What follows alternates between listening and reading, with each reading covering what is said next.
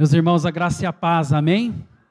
Que alegria estar com vocês, eu me sinto bastante honrado pelo convite, já quero de antemão aqui dizer os parabéns, aos 32 anos dessa comunidade bonita, e eu louvo a Deus, porque eu estou tendo hoje esse prazer de conhecer o povo de Deus que está aqui e também conhecer esta igreja, não conhecia. A gente está tão perto, eu estou aqui em Arapongas, pertinho, por incrível que pareça, a gente passa, às vezes, até em alguns bairros aqui, e não imagina que nós temos as nossas igrejas espalhadas aqui pela cidade de Londrina. Eu louvo a Deus pelo privilégio que tenho de estar com vocês essa noite. Também quero trazer o abraço do pastor Éder, os irmãos com certeza já ouviram, já esteve aqui com vocês várias vezes, ele manda o mesmo abraço para vocês, também as felicidades a essa igreja que completa, então, os 32 anos mesmo, pastor Renan? Então, parabéns a vocês, eu me sinto muito honrado, muito grato a Deus por estar aqui nessa noite, amém? Eu quero começar já chamando você para a leitura de um texto da palavra de Deus.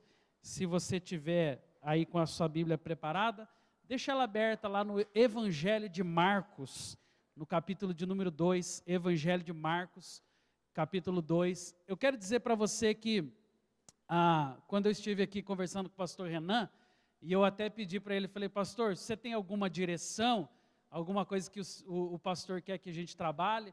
E ele falou, olha, se você tiver alguma coisa na área do discipulado, vai ser muito bom. E eu falei, que joia, para mim é sempre gostoso, porque é uma área que a gente sempre ministra com muita alegria, lá na igreja em Arapongas, tanto eu como a Esther, nós estamos responsáveis pelo projeto das células, a implantação das redes, que a gente agora desenvolveu as redes, e Deus tem nos abençoado nesse sentido. Então eu fiquei muito feliz até com o tema, porque eu pensei, acho que de alguma forma eu posso contribuir com a igreja dentro desse tema. Então eu quero convidar você a abrir a sua Bíblia em Marcos, capítulo 2, versículos de 1 a 5, se você pudesse colocar em pé. É um texto bastante conhecido, é uma história bastante pregada no meio dos irmãos, e eu quero convidar você a estar prestando atenção naquilo que Deus preparou para as nossas vidas essa noite.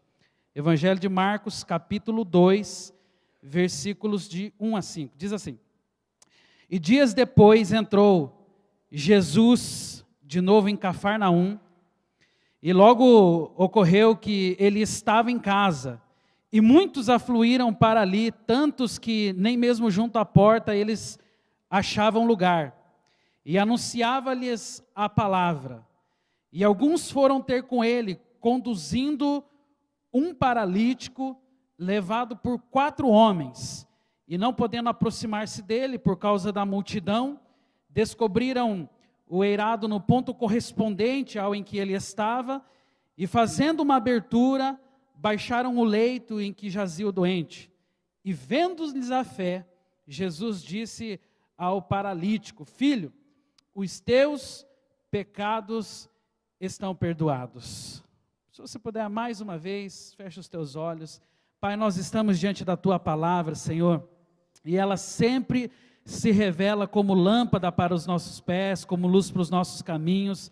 E nós queremos pedir ao Pai a Tua direção mais uma vez essa noite, Pai. Tu és aquele que está no controle, Pai, desta igreja, Pai, no controle desta meditação, que Teu Espírito, Pai, possa estar conosco, ó Pai, nos dando a direção, é o nosso desejo e a nossa oração em nome de Jesus. Amém. Amém, irmãos. Eu esqueci de cumprimentar o Bispo Rosalino, pode se assentar, Bispo Rosalino, com alegria. Eu estou vendo ali também o Pastor Paulo, que há um tempo já que a gente não se via, um prazer em revê-lo, então é uma alegria estar com os irmãos. Eu quero usar esse texto da palavra de Deus para falar sobre algo, inclusive, pastor Renan, eu tomo liberdade para fazer isso. Lá em Arapongas nós fizemos um mês de um projeto chamado Eu Sou o Terceiro, e esse projeto nós fizemos através de 5 domingos, onde nós ministramos palavras voltadas, obviamente, para a área do discipulado, mas especialmente usando esse tema que eu pretendo trabalhar com vocês hoje, que é o tema Eu Sou o Terceiro.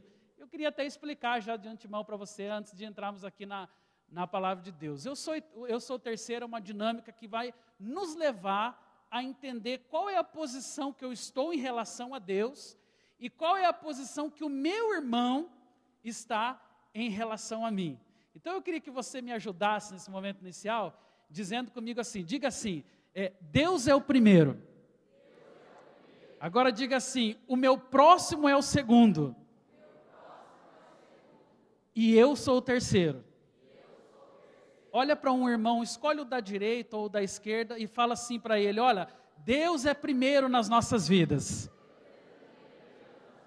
Agora aponta para ele e fala assim, você é segundo.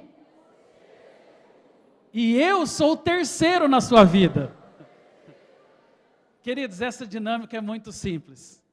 Nós precisamos entender que na nossa caminhada de fé, o cristão, ele define qual é o lugar que Deus ocupa na sua vida. Lugar de prioridade, lugar de destaque. O cristão, ele costuma definir qual é o lugar que ele está em Deus. E ele também define qual é o lugar que o seu irmão ocupa diante do reino e diante dele. Nós temos vivido, infelizmente, numa sociedade onde muitas pessoas, pastor Renan, querem e tendem a ser os primeiros. Nós temos uma tendência em tudo quanto nós fazemos, em queremos ser primeiros, em estarmos na frente. É assim muitas vezes no nosso trabalho, é assim muitas vezes na faculdade, é assim nos nossos relacionamentos. Você sabe que há pouco tempo atrás eu fui no Paraguai, o Paraguai de Guaíra, que a gente fala, né? E quando eu estava lá saindo ali do Paraguai, é sempre um momento tenso, né? Todo mundo fica pensando, né? A fiscalização e tal. E aí aquela fila de carros, e eu percebi uma coisa, todo mundo queria entrar na frente de todo mundo.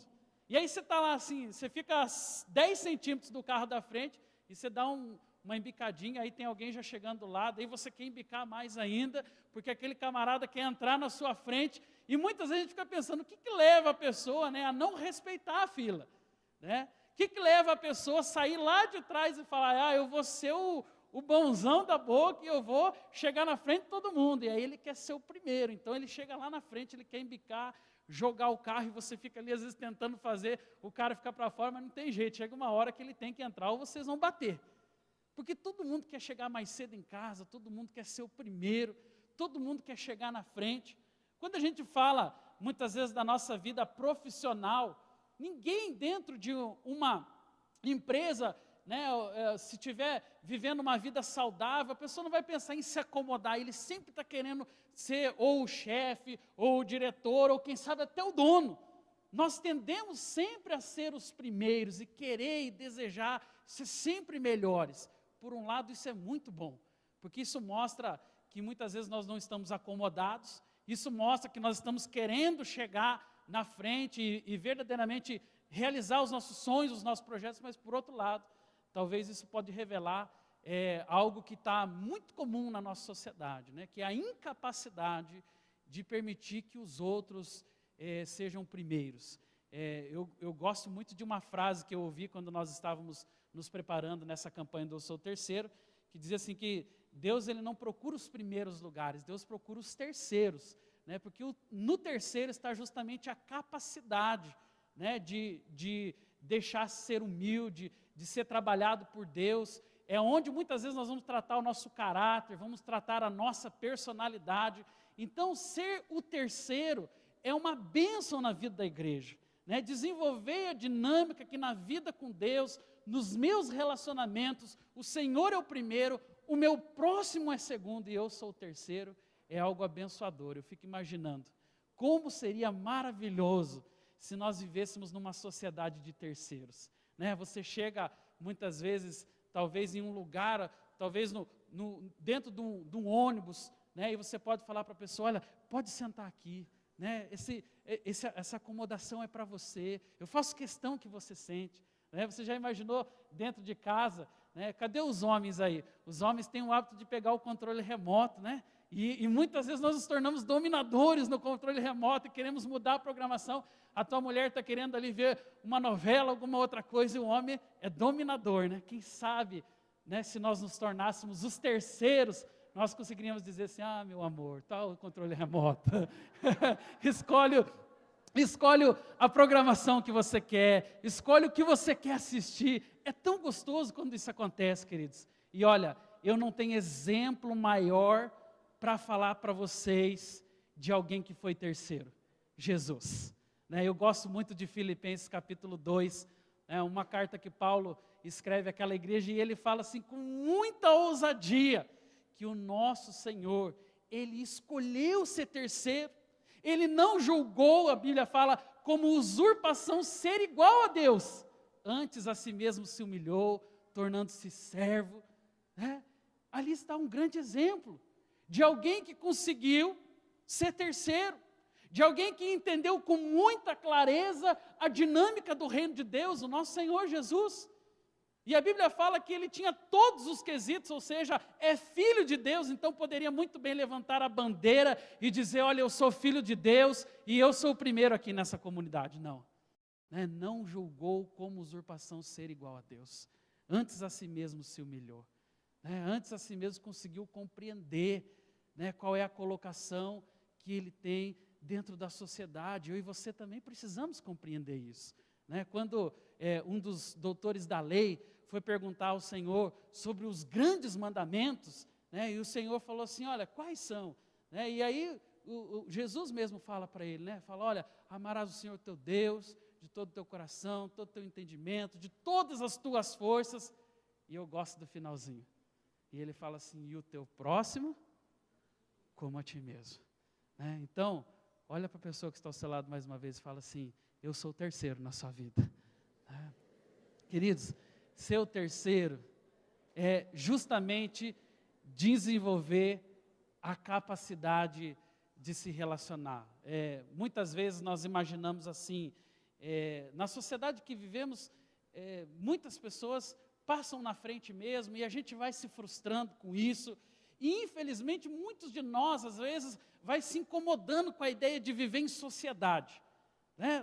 Há pessoas que são até alérgicas a lugares que tem muita gente, porque passa a olhar os hábitos das pessoas, passa a olhar as imperfeições, passa a olhar muitas vezes o caráter, a vida moral das pessoas, e a gente vai ficando meio alérgico às pessoas, meio decepcionado com as pessoas, e ao longo da vida, há uma grande possibilidade que muitas pessoas desenvolvam talvez uma tese mais ou menos assim, seria tão bom se eu vivesse sozinho, se eu vivesse longe, se eu vivesse uma vida do jeito que eu quero, num lugar isolado, querido, mas mesmo que isso passe pelas nossas cabeças, eu quero dizer algo para você que eu tenho entendido da parte de Deus. Ninguém consegue viver uma vida isolada. Nós necessitamos das pessoas, nós precisamos de relacionamento, nós ansiamos, a nossa alma anseia, por ser amado, por ser cuidado, por ser compreendido. Só que muitas vezes, vivendo na sociedade que nós vivemos, a vontade que dá é de sumir, é de não relacionar mais com ninguém, porque muitas vezes a gente se decepciona com o caráter, com a vida moral e com tantas outras coisas.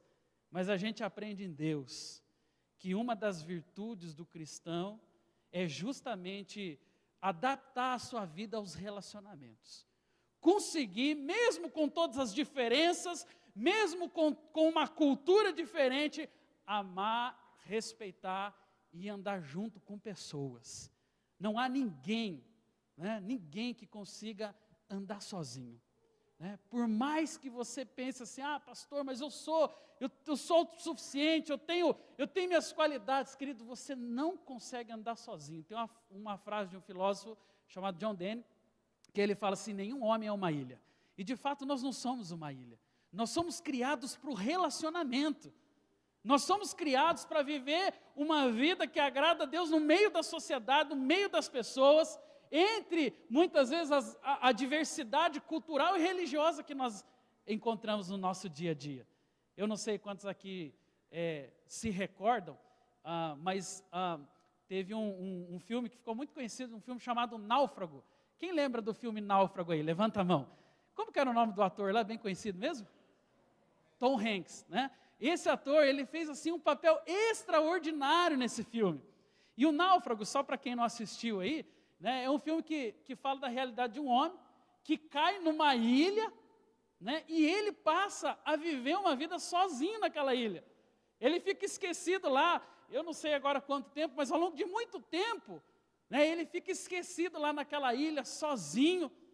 E aí, uma das coisas que veio com ele era uma bola de vôlei, né? Você que assistiu o filme vai se lembrar, ele tinha uma bola de vôlei que ele deu um nome, ele fez uma carinha assim, pintou um olhinho, uma boquinha, e ele deu um nome. Qual que era o nome, você que assistiu aí? Wilson, E aí o Wilson virou a paixão daquele homem, e ele brincava com o Wilson, e aí se o Wilson caía na praia, ele ia lá, Wilson, e chorava com o Wilson, porque o homem, ele precisa de pessoas. Nós ansiamos por relacionamentos. Muitas vezes passa pela nossa cabeça a ideia boba de sumir, né, de viver numa ilha, de viver sozinho, porque daí lá eu não vou pecar, lá eu não vou ver os defeitos dos outros, lá eu vou viver do meu jeito. E muitas vezes a gente olha isso pensando, não, essa é a melhor forma, mas na verdade isso só mostra o quão defeituoso é o nosso caráter, é a nossa personalidade para viver num mundo de relacionamentos. E relacionamentos que Deus nos mandou viver. Relacionamentos cujos quais o Senhor nos preparou para que nós vivêssemos. Você sabe que houve uma comunidade religiosa no tempo de Jesus chamada Essênios. E os essênios, eles tinham por princípio, né, uma ideia que era se isolar nas montanhas. Então eles imaginavam o seguinte, olha, se nós conseguirmos morar lá nas montanhas, criarmos lá um mosteiro, um local, lá nós não vamos pecar, queridos. Né, eu gosto muito de uma palavra de Jesus, né, onde ele fala assim, eu não peço que os tires do mundo, mas sim que os livres do mal. O verdadeiro cristão, ele entende que na dinâmica do reino de Deus, eu não posso fugir dos relacionamentos. Eu preciso viver os relacionamentos. E na dinâmica do reino de Deus, eu estou sempre com o outro, e o outro me abençoa, eu abençoo o outro. Essa relação faz com que o meu caráter, com que a minha personalidade seja tratada em Deus. E é muitas vezes ali que nós vamos provar quem verdadeiramente nós somos. Qual é o nosso DNA, que tipo de gente que nós somos. Porque os relacionamentos, eles foram criados por Deus. O Senhor mesmo, em uma de suas clássicas palavras, lá no livro de Gênesis, capítulo 3, ele fala assim, não é bom que o homem esteja só. O Senhor não se agrada de uma vida sozinha. Deus não gosta que ninguém ande sozinho. Ele criou a mim e a você para vivermos em relacionamentos.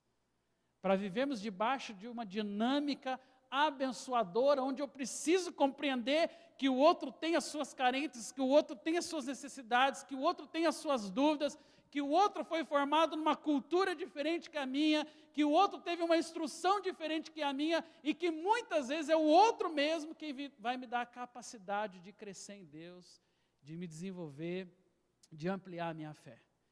E eu escolhi de forma proposital o texto de Marcos, capítulo de número 2, para nos mostrar, meus irmãos, como é viver em uma sociedade em que eu me proponho a ser terceiro.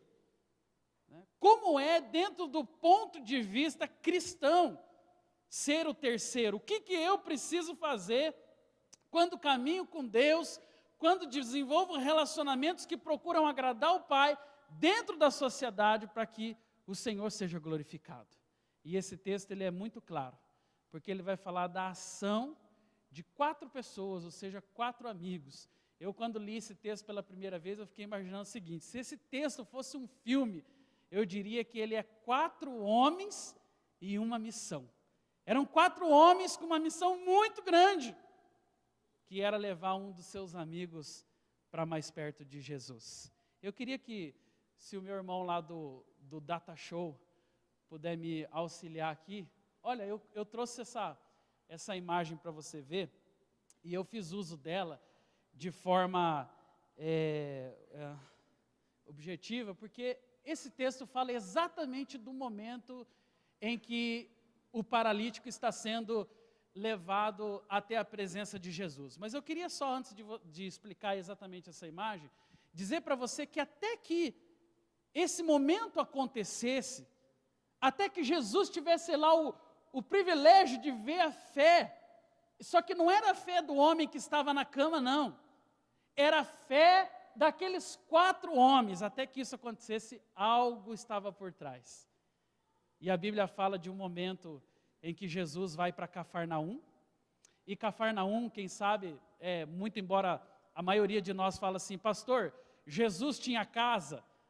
Jesus tinha casa. Óbvio que ele passou a maior parte do seu ministério de forma itinerante. Mas ele tinha casa. Em Cafarnaum era a sua casa. E eu fico imaginando que um momento talvez que Jesus pensou assim, acho que eu vou dar uma relaxada. Acho que eu vou chegar lá na minha casa e dar uma descansada. E quando ele chega lá na porta da casa dele, já tinha uma grande multidão.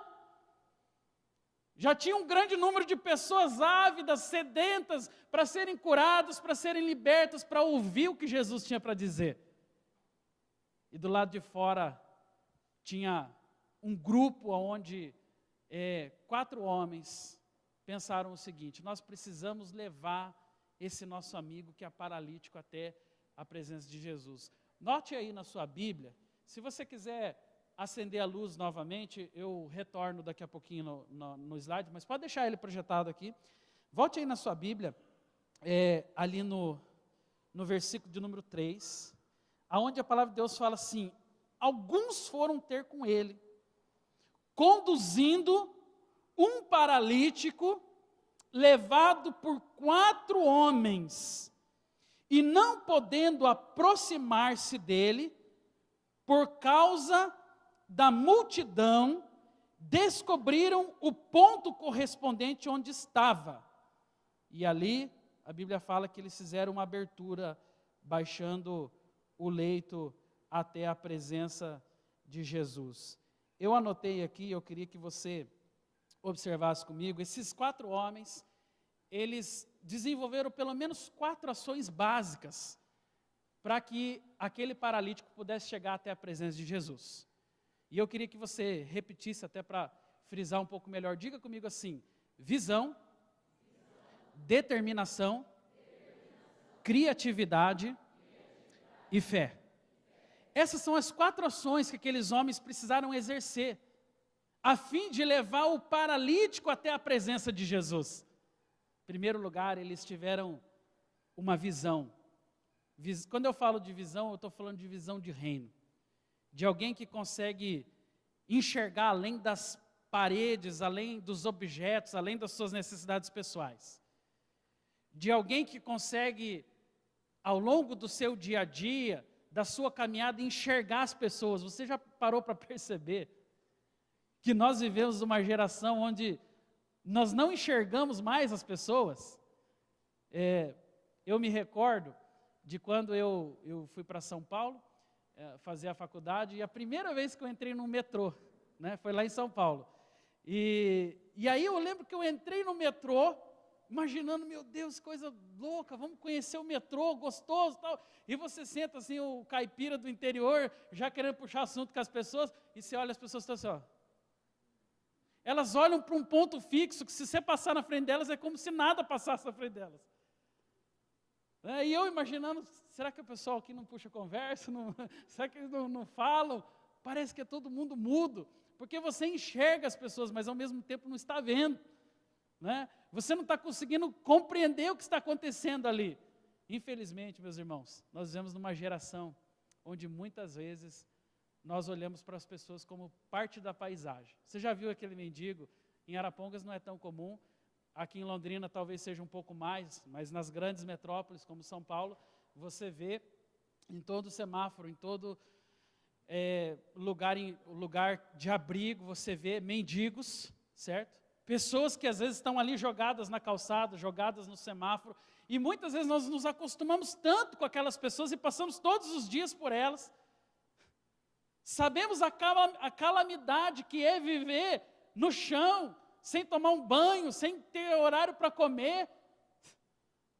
E nos acostumamos, nos adaptamos com a ideia de que o mundo é assim mesmo, de que as pessoas são assim mesmo, de que ele fez essa escolha, então ele colhe as consequências. E aí a gente vai vivendo numa sociedade onde a gente se acostuma com as catástrofes de uma forma a olhar para elas como paisagem. É normal, faz parte do contexto. Aqueles 4 homens talvez passaram por esse paralítico algumas vezes. E eu fico imaginando que talvez eles desenvolveram um relacionamento de amizade, começaram a caminhar junto com ele. E talvez aquele homem em algum momento expressou: puxa, eu sou tão frustrado na minha vida porque eu não posso andar, porque eu não posso me achegar até os lugares onde eu gostaria. E eu fico imaginando que aqueles 4 homens pensaram: rapaz, né, verdadeiramente deve ser muito difícil essa vida. Deve ser muito doloroso, todos os dias ter que ficar na mesma posição.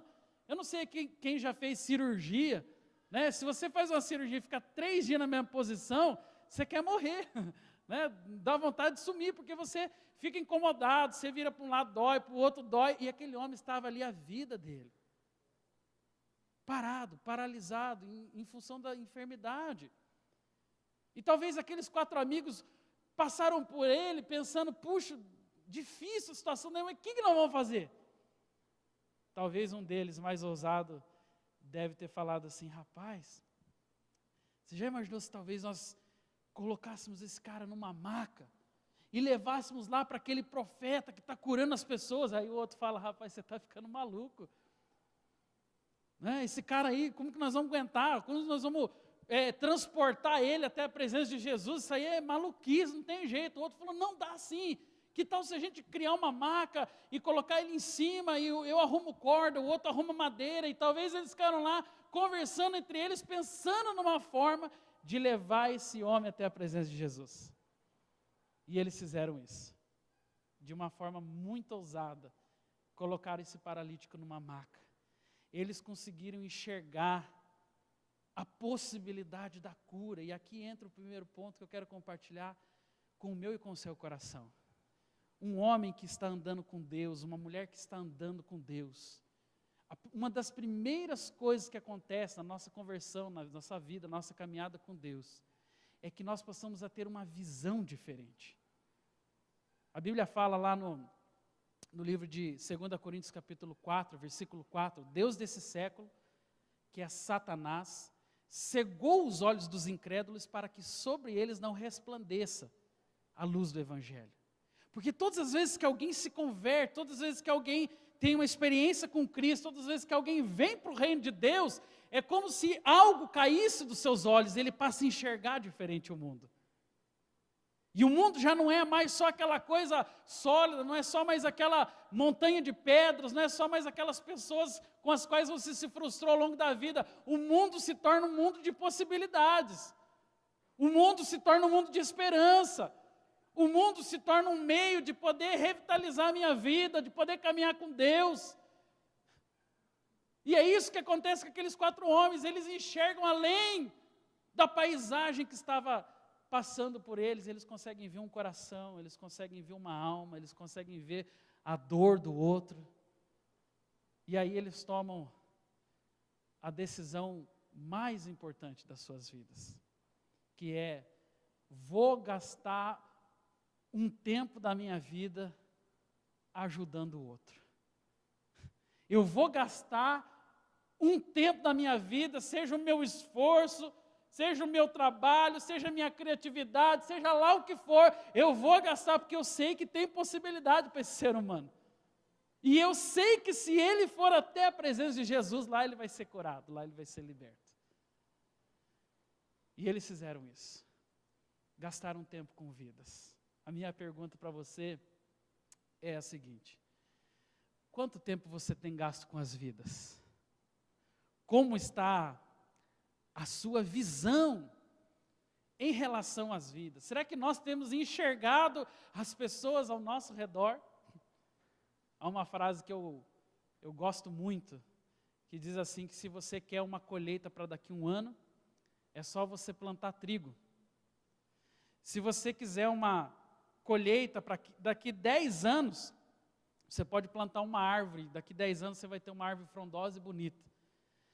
Mas se você quer uma colheita para a eternidade, plante pessoas, porque pessoas são eternas. Árvore vai passar, carro vai passar, casa vai passar, tudo que nós construímos nesse mundo vai passar, a tua fazenda, o teu gado, as tuas terras, os teus projetos, tudo isso vai passar, mas vida é eterna. E quando você investe numa vida, você investe na vida aqui nessa terra, mas você colhe lá na eternidade.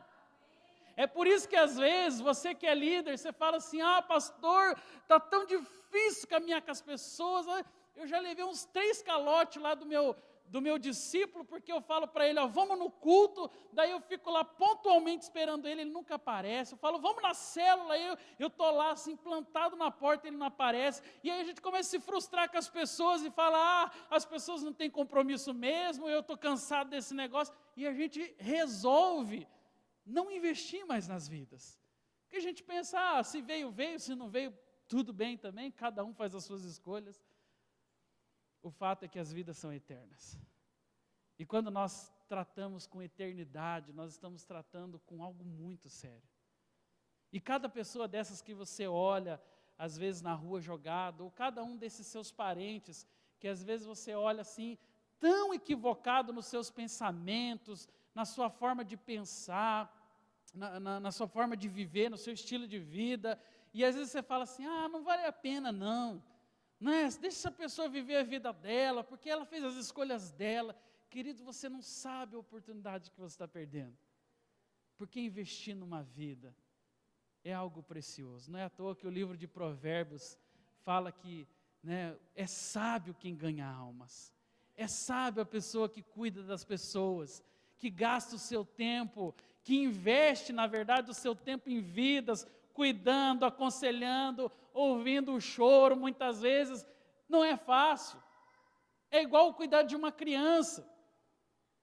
É igual dar os primeiros passos com um recém-nascido.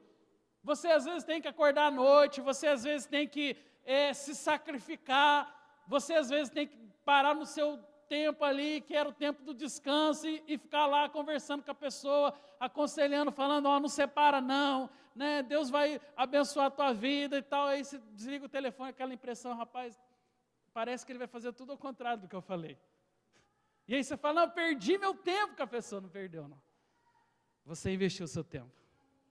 Porque palavras são sementes, e quando você investe uma semente na vida da pessoa, ela fica lá. E esses 4 homens fizeram isso. Vamos investir na vida desse paralítico, vamos lá, e pega os 4 e vamos até a presença de Jesus. Então eles tiveram visão. Diga comigo assim, para andar com Deus, eu preciso ter visão. Uma outra coisa que eles tiveram também, foi uma grande determinação. Meus irmãos, vamos pensar nas dificuldades que eles tiveram. Quem aqui já mudou de casa alguma vez? Levanta a mão. A maioria de nós. Agora deixa eu fazer uma pergunta um pouco mais difícil. Quem aqui já teve a tristeza de carregar uma geladeira escada acima? Levanta a mão. Eu já fiz isso. Gente, que terrível que deve ser. Não, que deve ser não, eu já experimentei isso, cortei o dedo, foi muito horrível. Ainda era uma escada bem apertada. Agora, se você já carregou, seja uma geladeira ou qualquer outro objeto pesado, escada acima, você sabe do que eu estou falando. É difícil. É difícil. E você fica ali, muitas vezes pensando, não vejo a hora que acaba logo essa mudança, porque é pesado, porque é desgastante. Aí no final do dia você tem que tomar um Dorflex, porque senão no outro dia você não aguenta. É muito cansativo.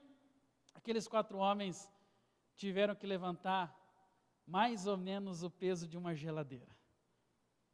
E aí, o que é pior, porque eles fizeram isso de uma forma assim, toda improvisada, porque eles não tinham todas as técnicas, talvez não fossem bombeiros treinados para poder fazer as amarrações e tudo certinho, para poder elevar aquele corpo, não.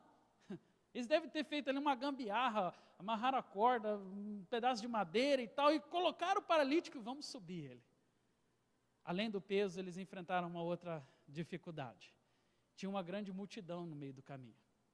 E aquela multidão, pelo jeito, eles não estavam dispostos a ser terceiros, não. Ali todo mundo queria ser primeiro. Ali todo mundo queria receber a sua bênção e voltar para casa. Ser curado, ser tocado por Jesus e voltar embora. Então eles fizeram vista grossa aquele paralítico. Aí a pergunta é, será que se fosse nos dias de hoje, nós íamos olhar para aquele paralítico e pensarmos, ele tem prioridade, né? Ele tem que passar na frente. Não, ninguém viu, ninguém olhou para aquele paralítico, tanto que o texto fala sobre isso, que eles tinham uma grande multidão à sua frente, ninguém abriu o caminho, ninguém falou assim, esse homem tem prioridade, ele é idoso, ou ele é enfermo, ou qualquer coisa assim. Ninguém queria ser o terceiro naquela hora. Todo mundo queria receber a sua bencinha e vazar para sua casa. E aí aqueles homens falaram, rapaz, além de tudo, esse pessoal não abre caminho, então o que nós vamos fazer? Nós vamos ter que dar um jeito. E a determinação desses homens começou a ficar evidente a partir desse ponto. Porque eles começaram então a perceber que eles tinham um caminho a trilhar, e o único caminho era pelo telhado. Vamos colocar esse homem pelo telhado e vamos levá-lo à presença de Jesus. Que dificuldade. E aí eu fico imaginando, né? Encosta aquela maca do lado da casa, talvez 2 subiram, 2 ficaram embaixo, não sei se a palavra é certa, içaram a corda, e jogaram a corda, e aí começaram a puxar aquele homem, e aí aquele homem chega, para piorar um pouco ainda tem o telhado, aí você tem que fazer um buraco ali no telhado, e depois sobe os outros 2, e aí cada um pega numa ponta, e de repente, ele começa a ser baixado, até a presença de Jesus. E é aqui que eu quero dizer para o meu e teu coração, para cuidar de vidas, para levar vidas até Jesus, eu e você precisamos ter determinação. Um crente que não tem determinação, ele não consegue cumprir a tarefa do ID. Um crente que enxerga apenas as possibilidades visíveis, naturais, ele não consegue cumprir o ID de Jesus.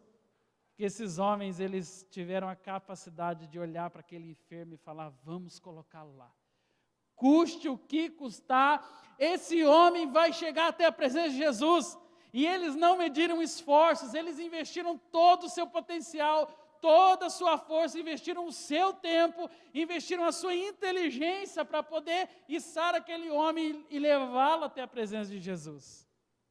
E isso só pode acontecer de uma forma, quando a pessoa está determinada. A minha pergunta para você é, e como é que anda a sua determinação? Com aquelas pessoas as quais você fala, rapaz, eu comecei ali, pastor, eu já ministrei aquela vida, mas parece que não vai, né? Parece que tudo dá errado, e eu falo de Jesus lá em casa, pastor, eu falo para minha mãe, eu falo para meu pai, eu falo para os meus filhos, e a gente fala mesmo, eu não duvido que você fala, eu não duvido que eu mesmo falo, mas a verdade será que nós temos a determinação que deveríamos ter para poder levar uma pessoa até o fim na presença de Jesus? Hoje pela manhã eu estava ministrando uma aula da visão celular lá em Arapongas, eu estava falando sobre o Barnabé, e eu na reflexão sobre o Barnabé, eu entendi uma coisa muito clara na vida daquele homem de Deus. Primeiro que ele se tornou assim para mim a grande referência na área da consolidação, né? Para mim hoje não tem uma referência bíblica tão clara como o Barnabé. E o Barnabé, ele conseguiu fazer com que Paulo não somente trilhasse o caminho da fé e chegasse onde ele chegou, mas ele conseguiu cumprir a última etapa do discipulado, que é a etapa chamada emancipação. Ele emancipou Paulo. Ele conseguiu não só cuidar, não só trabalhar o coração, não só caminhar junto, mas ele conseguiu liberar o Paulo para viver o projeto de Deus. E eu fico pensando que muitas vezes eu e você, entre o ganhar e o emancipar, nós temos toda uma trajetória que às vezes desanimamos, porque pensamos, é tão difícil, as pessoas não têm compromisso, as pessoas não querem fazer do jeito que eu faço, e a gente começa a inventar uma série de desculpas para poder dizer assim, pastor, não dá. Lidar com pessoas é difícil, Eu sei que vocês não pensam assim, né? Mas quantas pessoas que nós conhecemos, quem sabe um primo seu fala assim, não, pessoa é muito difícil, né? Mas irmãos, é assim, no nosso dia a dia nós tendemos a olhar para as pessoas e falar, é difícil demais, né? Eles não querem compromisso não, pastor, as pessoas só querem só ir lá e buscar a bencinha deles e voltar para casa, é verdade, só que nós precisamos entender que ele é um embrião. Nós precisamos entender que ele precisa de cuidados, que ele precisa de alguém que coloca as cordas, que coloca a maca nele e que leva ele até a presença de Jesus, até chegar a hora que você começa a emancipar essa pessoa. Mas nós paramos no meio do caminho e nós damos as mais diversas desculpas para dizer, olha, não deu, a pessoa não conseguiu. Os 4 homens foram determinados. Alguém que me lembra muito determinação na palavra de Deus é aquela mulher que a Bíblia registra com o nome de mulher Sirofenícia. A mulher Sirofenícia, ela vai até a presença de Jesus, que estava tendo um problema muito sério lá na sua casa. A Bíblia fala que a filha dela estava terrivelmente endemoniada. E ela vai até a presença de Jesus pensando, Jesus é o cara, é o exorcista que vai lá resolver o problema do demônio na minha casa, e ela vai até a presença de Jesus ávida por reconhecer as palavras do mestre. Qual foi as palavras de Jesus para aquela mulher? Mulher, eu não posso tomar o pão dos filhos e lançá-lo aos cachorrinhos. Irmãos, eu vou ser bem honesto com vocês. Se eu tivesse no lugar dessa mulher, eu ia olhar e falar assim, você, Jesus? Como assim? Eu estou vindo aqui pedir um favor do Senhor, expulsar o demônio da minha filha, e você fala que não pode agora pegar o pão dos filhos e lançá-lo, ou seja, chamou aquela mulher de cachorrinho. Eu teria, com a minha falta de fé, falado, esse aí não é profeta não, esse não é filho de Deus. Filho de Deus? Ia tratar alguém assim?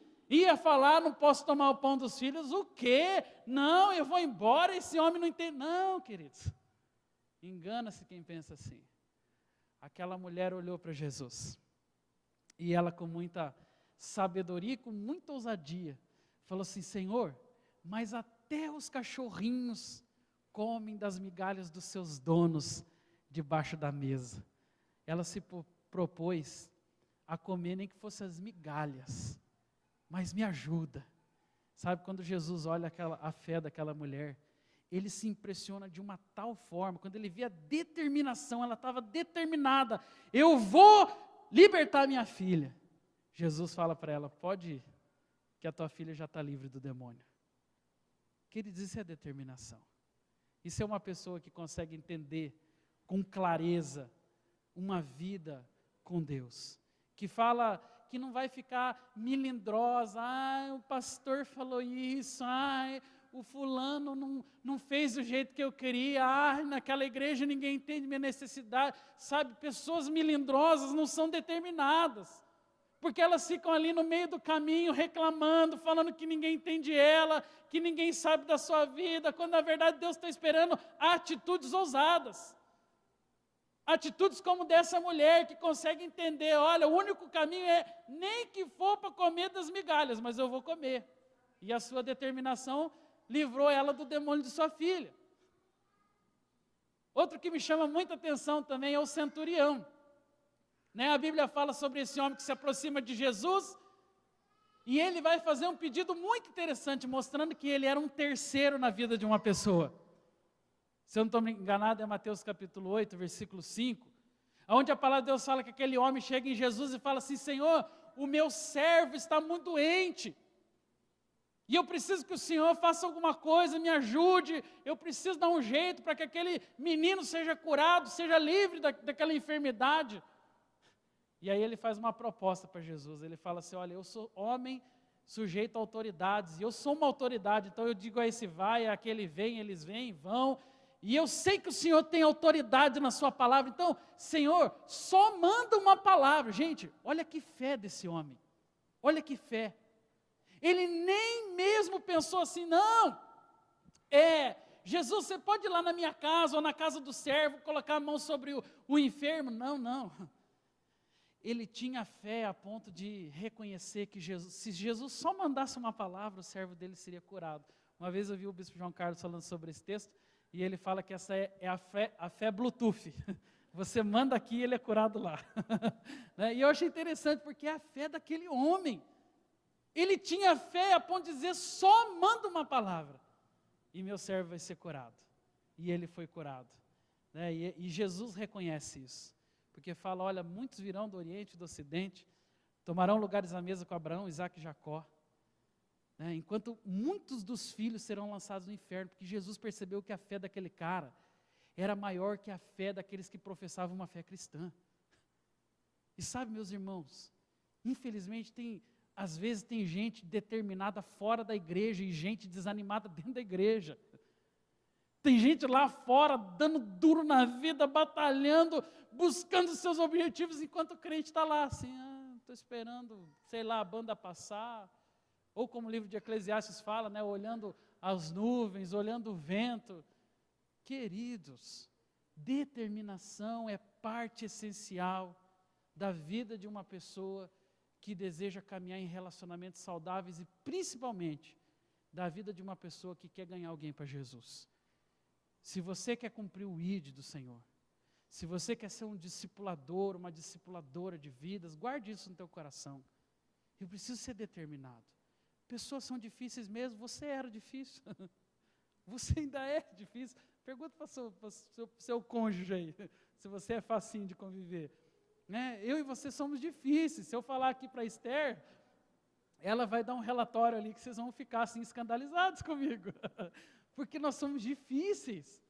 Mas nós nos aguentamos um ao outro, porque nós temos fé que Deus está nesse negócio. Né? Nós temos fé que Deus vai abençoar, que Deus vai romper os céus, e em determinado momento Ele vai mudar tudo. Né? E muitas vezes a gente fica ali naquela vidinha, né, esperando a banda passar. Queridos, atitude é tudo, determinação é tudo. Aqueles homens foram determinados na sua fé. Mas teve mais coisa, e eu quero continuar com você aqui. Diga comigo novamente assim, visão, determinação e agora criatividade. Aqueles homens foram criativos, desculpa, né? Pode dizer aí, criatividade. Aqueles homens foram criativos. Eles corresponderam àquilo que Deus tinha para o seu momento. Sabe, eles não passaram de largo, como a parábola do samaritano fala. Eles não permitiram que aquele homem continuasse caminhando sozinho, ao contrário. Eles resolveram responder aos anseios de Deus em relação àquela vida. Então, quando aqueles 4 homens se depararam com aquela multidão à porta, certamente eles tiveram que pensar em uma estratégia. Eles precisavam usar a sua criatividade, eles precisavam usar a sua mente, eles precisavam usar toda a sua inteligência para poder chegar àquela situação de levar o paralítico à presença de Jesus.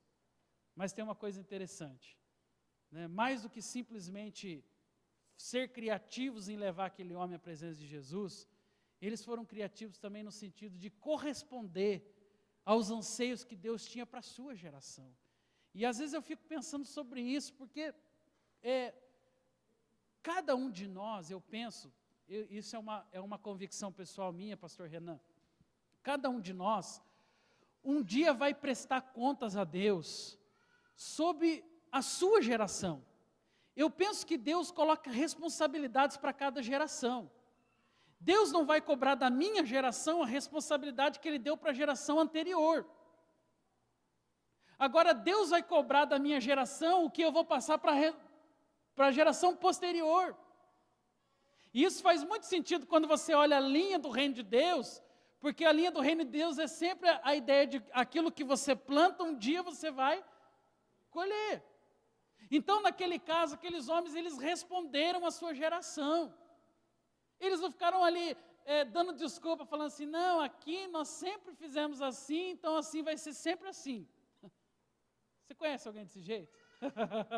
Não você, é claro, tenho certeza que você não é assim, mas alguém que fala assim, não, sempre foi assim, então tem que ser assim, aí fica ali batendo o pé. Não, queridos, se todo mundo olha para o fulano como paisagem, você não.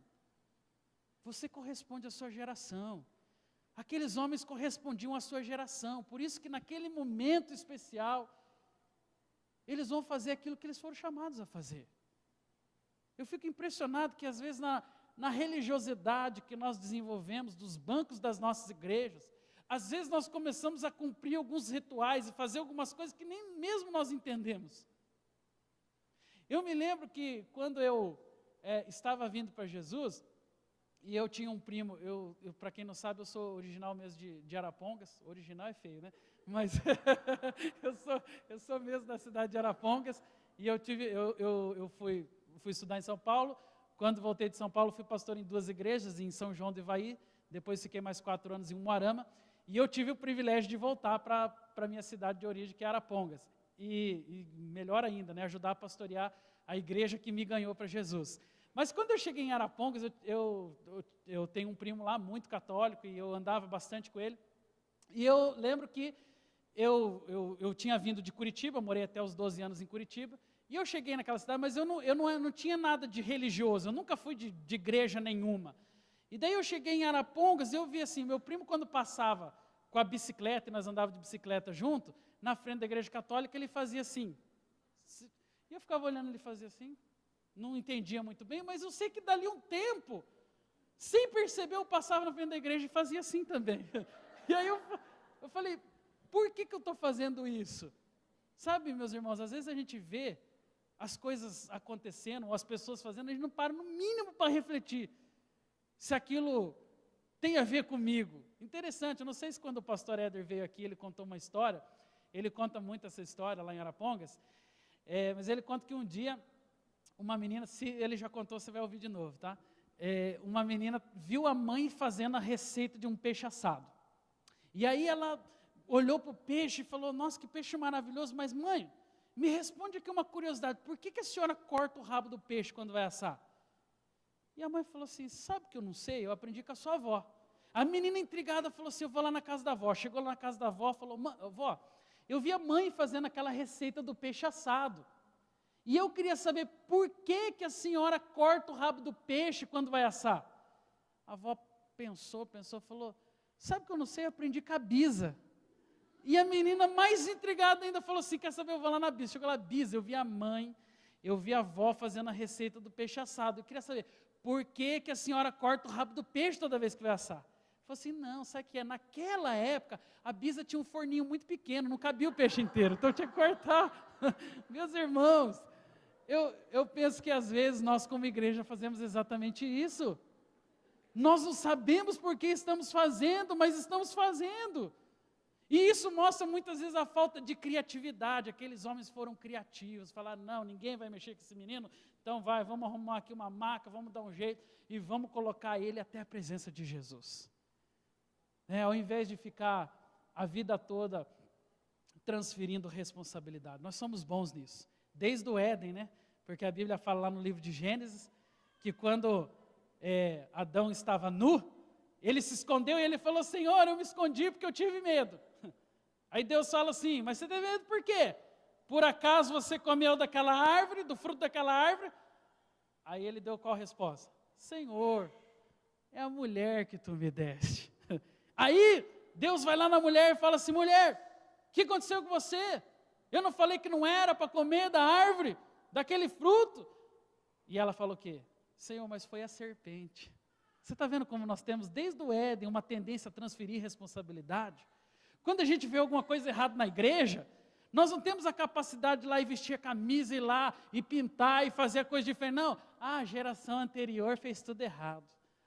O pessoal que passou por aqui, o antigo pastor, né? E a gente fica às vezes transferindo responsabilidade para as pessoas, para o antigo pastor, para o fulano, para o ciclano que não fez, e não conseguimos muitas vezes vestir a camisa e falar, não, eu vou fazer diferente. Eu vou lá e vou dar um jeito nisso aqui. Foi o que aqueles 4 meninos fizeram. Em vez de ficar falando que a sociedade, ou sei lá, o governo que tem que se importar com essas pessoas, não é o governo, somos nós, que nós transferimos responsabilidade o tempo todo. E muitas vezes nós percebemos isso quando a coisa já está ruindo, quando a corda já está ruindo, quando alguém já está morrendo, quando alguém já está ansiando por cuidados. Aquele homem teve o privilégio de perceber 4 pessoas criativas e que responderam à sua geração, que não transferiram responsabilidade. Você não precisa abrir a sua Bíblia, eu quero ser dinâmico com isso, mas em em Juízes, a Bíblia fala sobre Gideão. E Gideão foi um grande líder. E a Bíblia fala em Juízes 7,16, um texto bem interessante, diz assim, então, você não precisa abrir sua Bíblia, repartiu os 300 homens em 3 companhias, deu-lhes a cada um nas suas mãos trombetas, cântaros vazios com tochas neles. E o versículo 17, que eu acho mais interessante, diz assim, e disse-lhes, olhai para mim, e fazei como eu fizer. Essa foi a palavra de Gideão, que foi um grande líder, por sinal.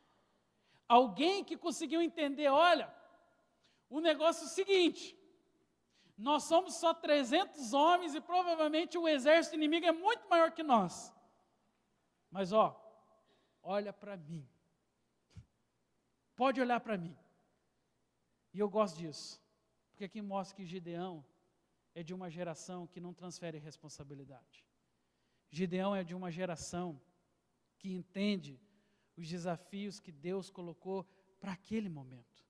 E ele podia, com todas as desculpas possíveis, dizer, mas Senhor, nós somos só 300.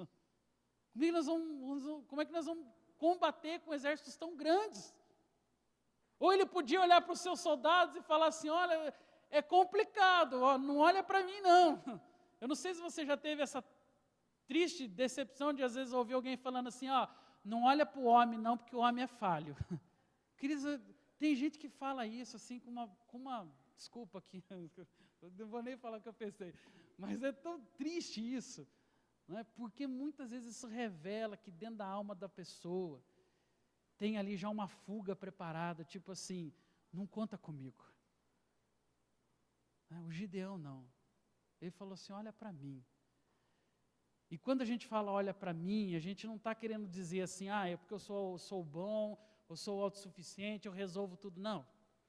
O olha para mim ali é falar assim, Deus deu essa responsabilidade, eu, humanamente falando, realmente não sou capaz, mas aquele que me ungiu, ele vai me respaldar, ele vai me direcionar, sabe, é a fé ali nesse momento, é aquela capacidade de entender, olha, o Deus que levantou, ele supre, ele capacita, ele respalda, não é porque porque nós somos bons, ou porque nós somos líderes já há muito tempo, já vivemos todos os dias, não é isso não.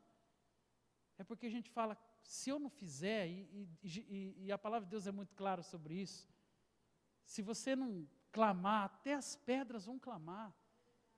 Né? Então assim, Deus, ele fica esperando que a gente responda. Ele fica esperando que a gente corresponda aos anseios do momento. Mas muitas vezes nós estamos mais preocupados em transferir, falar, não, deixa isso para o outro, pastor. Ele tem mais dom que eu, ele tem mais talento que eu.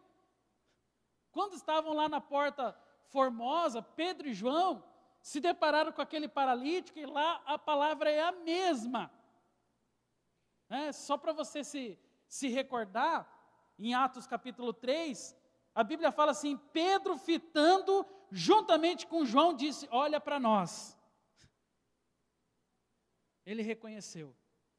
Não dá para ficar transferindo só para os apóstolos, só para Jesus. Não. Nós temos essa tendência. O pastor é pago para isso, então o pastor faz. Queridos, nós diante de Deus, vamos ser julgados iguaizinhos assim. Né? Porque são responsabilidades que Ele coloca na mão de uma geração. Ele não está colocando na mão de uma pessoa. Deus não é Deus de uma pessoa, não. Deus é o Deus que trabalha na geração. Deus é um Deus que trabalha dentro da coletividade. Só que muitas vezes nós queremos assim, não, o fulano, porque o pastor é responsável, porque o líder é responsável, porque alguém tem que fazer, mas ele não faz, ele não assume. E infelizmente isso tem se tornado comum. Mas nós que queremos caminhar com Deus e ser terceiro na vida das pessoas, precisamos ter essa visão, ter essa determinação, essa criatividade. Eu quero encerrar com essa palavra que é fé. Se você observar no texto de Marcos, que nós iniciamos, Marcos 2. A Bíblia diz assim, lá no versículo 4, e não podendo aproximar-se dele por causa da multidão, descobriram o eirado no ponto correspondente ao que ele estava, e fazendo uma abertura, abaixaram o leito que jazia o doente. E o versículo 5 fala assim, e vendo-lhes, o que diz aí? A fé. Aqui a palavra está no plural. Vendo-lhes. Jesus estava vendo a fé do homem descendo? Não. Jesus não estava, desculpa aqui frustrar você, mas Jesus não estava nem aí para o homem da cama. Jesus estava admirado com os 4, falando, rapaz, que fé desses caras, meu. Impossível isso, na minha geração, todo mundo aqui querendo só receber cura, libertação e sair para sua casa. Tem 4 homens ali diferentes, vendo-lhes a fé.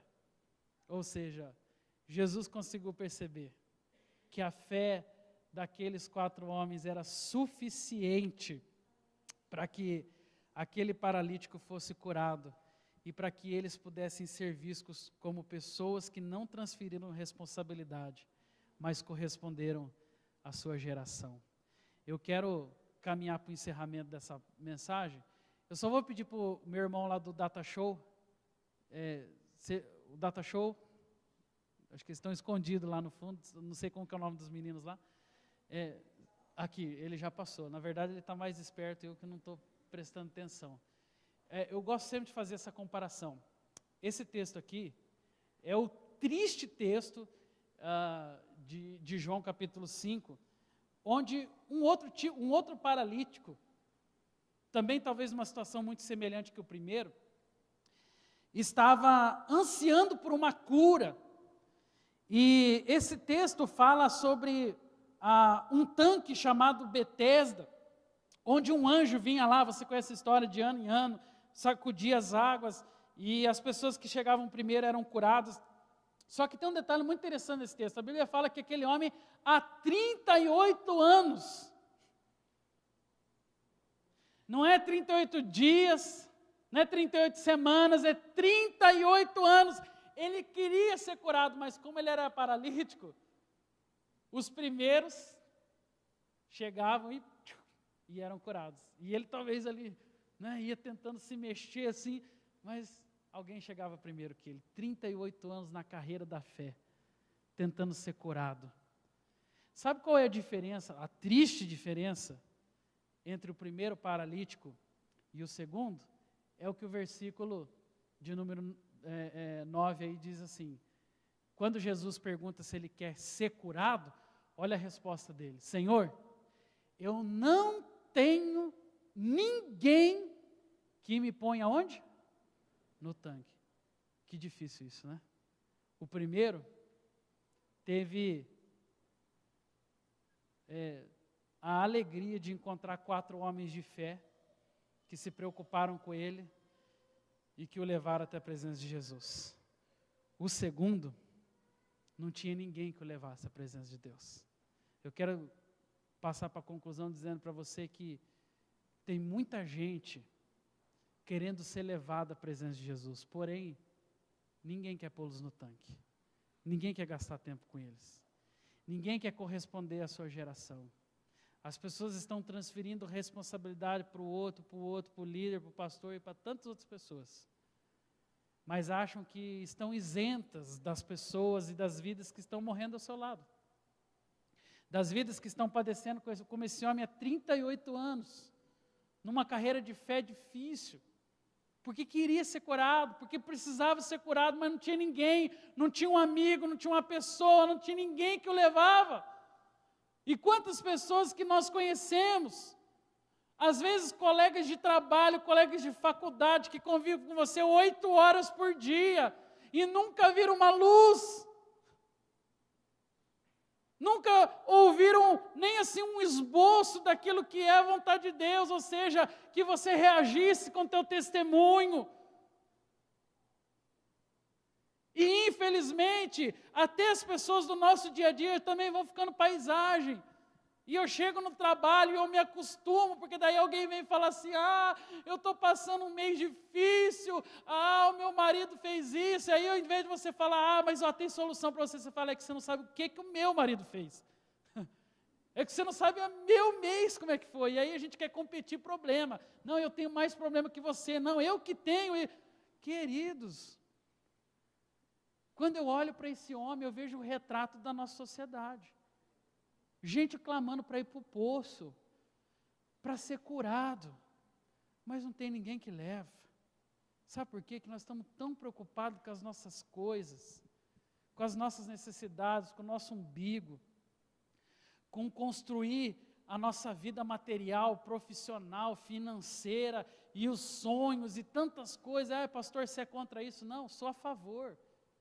Só que eu sei que dá para fazer, crescendo em Deus e prosperando também. Sabe, às vezes a gente fala assim, mas você largou tudo para ser pastor. Eu não. Queridos, não tem a ver com ser pastor ou não, tem a ver com o chamado de Deus. E chamado é uma coisa que queima, não sou eu que estou falando para você não. Daqui a pouco o Espírito Santo pega você ali na esquina, né, e te dá um chacoalhão, aí você fala, foi o pastor, não foi. É Deus que faz isso. É Deus que incomoda, é Deus que falou, vamos se mexer, não está legal isso aí. Cadê o testemunho? Quantas vidas você tem influenciado através da tua mudança de vida? Quantas pessoas você tem alcançado para Jesus através de uma caminhada justa, simples, nem que seja jogando bola, mas testemunhando a fé em Cristo Jesus? E muitas vezes a gente está só preocupado em falar, não, isso é coisa do outro.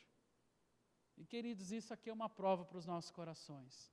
Tem gente clamando para ser curado, para ser liberto. Eu quero profetizar aqui a igreja de Londrina Sul, né, nesses seus 32 anos de vida, né, agora se renova enquanto sonhos, enquanto possibilidades, porque aqui nós não somos uma igreja, estrutura, parede, nós somos um povo, e um povo se relaciona, um povo testemunha, vocês estão espalhados pela cidade de Londrina, junto com tantos outros cristãos, e nós precisamos usar o nosso testemunho, o nosso estilo de vida, aquilo que Deus fez na nossa história para impactar o outro, para dizer para o outro, tem possibilidade, tem esperança, não fica assim não, vem junto comigo, abraça essa pessoa, leva ela com você, paga o preço que esses 4 homens pagaram, mas tenha certeza que Jesus vai olhar para você e vai falar assim, que fé que é essa? Que homem bom, que mulher abençoada que é essa mulher, gasta o tempo dela, podia estar lá fazendo, sei lá, natação, tricô, fazendo ou trabalhando, pensando só nos seus estudos, mas não, está lá discipulando, chama a vida, passa tempo com ela, investe. Queridos, eu acho que isso aí, assim, acorda Deus, porque fala, ali tem gente, ali tem vida, ali tem um povo sadio. Igreja é assim, igreja se preocupa com pessoas, enquanto todo mundo está falando assim, gente é tudo igual, homem é tudo igual, é os generalizadores, né? Todo mundo está, queridos, política é tudo vagabundo, é tudo ladrão, pastor pior, enquanto está todo mundo generalizando, você olha e fala, ali tem uma vida, ali tem uma alma, eu creio que ele pode mudar, eu vivo diante de um Deus que acredita nas pessoas, pode ser o pior dos seres humanos, Deus acredita que tem possibilidade para ele, se teve para nós, gente, se teve para a nossa vida, tem para eles também, só que Deus precisa de você, amém? Então olha para a pessoa que está ao seu lado mais uma vez, e diga para ele assim, Deus é o primeiro, meu próximo, quem que é o meu próximo? É o segundo, e eu sou o terceiro, amém? Vamos colocar em pé, eu quero pedir o auxílio do grupo de louvor, eu já vou encerrar a palavra, mas eu quero só antes ter uma palavra de profecia sobre a vida dessa igreja. Eu quero profetizar que essa igreja vai ser uma igreja que ganha muitas vidas para Jesus, que muitas almas virão a esse rebanho, farão parte dessa família de fé, porque Deus tem um propósito muito grande para se cumprir nesse lugar. Esses 32 anos é só o começo daquilo que Deus quer fazer na história da igreja aqui em Londrina Sul. Continue com seus olhos fechados.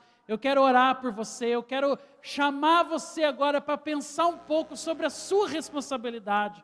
Esqueça o pastor, esqueça os líderes, esqueça qualquer outra coisa, pense em você agora, pense no teu chamado, pense na tua experiência, pense no dia que Deus te vocacionou para ser um discípulo, para sair do meio da multidão, para sair do meio dos desesperados, para sair do meio das pessoas que só querem uma bênção, e pense no dia que você foi chamado para ser um discípulo, e nesse dia, meus irmãos, Deus está querendo reconstruir sonhos desse lugar, está querendo revitalizar corações, revitalizar a fé. Por isso agora abra o seu coração, deixa Deus sondar ele agora, deixa Deus trabalhar na sua mente, deixa Deus agora procurar lá no fundo, lá no interior dos nossos corações, aquele chamado, aquela convicção, aquela paixão que um dia ardeu por vidas, aquele amor intenso pelas pessoas. Ah, meu irmão, muitos de nós, às vezes deixamos o tempo passar,